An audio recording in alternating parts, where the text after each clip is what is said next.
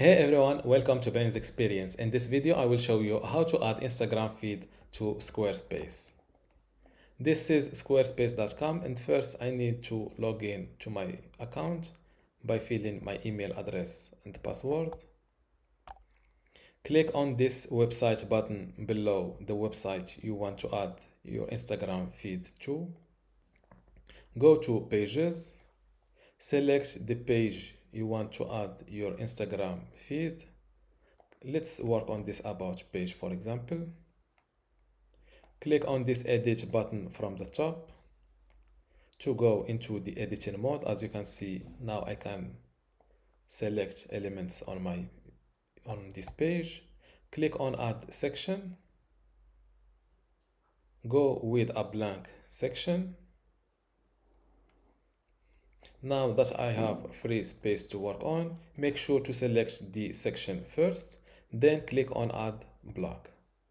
Look for Instagram, select it like that. Click on this little pen above it. If your Instagram account is not connected to your Squarespace account yet, just click on this list and click on add account. Click on OK. And this new window pops up. Click on allow. You may need to connect to your Instagram account before allowing access, and wait a second. Now that my images are loaded completely, you can edit the number of items you want to show.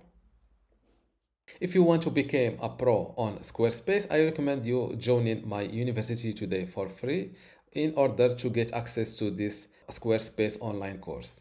Inside this course, you can learn many things, including how to get started with Squarespace, how to design and customize your website, also some advanced customization and features, how to optimize your website for mobile and user experience, how to manage and maintain your website, and also advanced tips and best practices. To get access to this Squarespace online course for free today, plus all of these online courses and also the upcoming free courses in my university, just go to university.bensexperience.com, link in the description. Without any further ado, let's go back to our tutorial.